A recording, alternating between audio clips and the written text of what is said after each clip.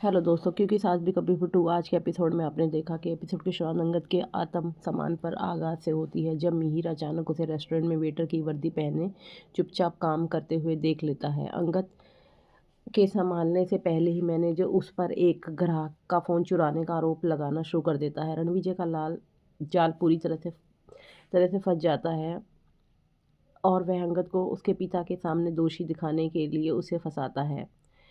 लेकिन मिहिर पिरानी चाहे कितना भी आहत क्यों ना हो और एक पिता ही है, वह इस अपमान को होते हुए देखते हैं और तुरंत सच्चाई जान जाते हैं। अंगद गलतियां कर सकता है, लेकिन चोरी उनमें से एक नहीं है। मिहिर आगे कहता है कि स्टाफ, मैनेजर और ग्राहकों के सामने अंगद का बचाव करते करते हैं। गुस्से और दर्द से उनकी आवाज़ कांपती है जब वह कहते हैं कि उनका बेटा कभी झूठ नहीं बोलेगा। अंगद समझाने की कोशिश करता है कि उसने कुछ नहीं चुराया है, लेकिन मैनेजर एक नहीं सुनता है, उसे तुरंत नौकरी से निकाल देता है। यह बात उसे चुभती है, लेकिन अंगद चुपचाप इस फैसले को स्वीकार कर लेता है। उसे जो सुकून देता है वह है अप्रत्यक्ष रूप से मिले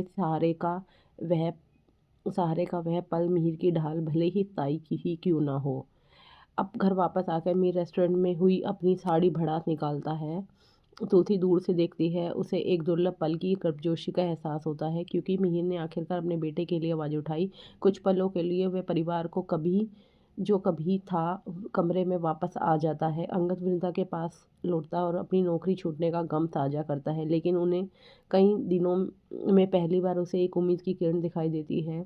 उसे अपने पिता का भरोसा मिला था। वृंदा उसे धीरे से दिलासा देती है, इस बात से राहत महसूस करते हुए कि आखिरकार पिता और पुत्र के बीच कुछ बदलाव आना शुरू हो गया है।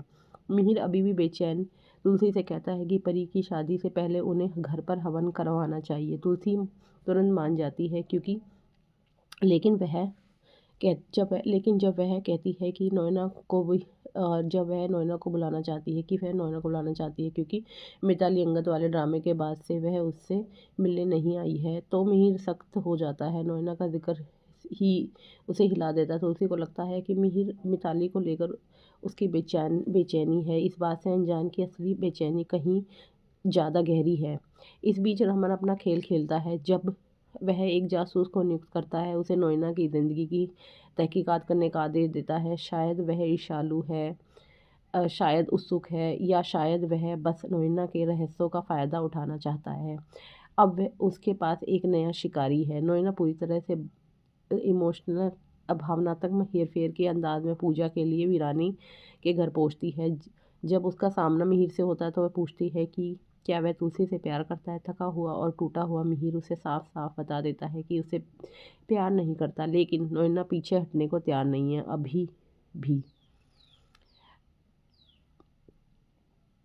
अब आगे के एपिसोड में आप देखिए कि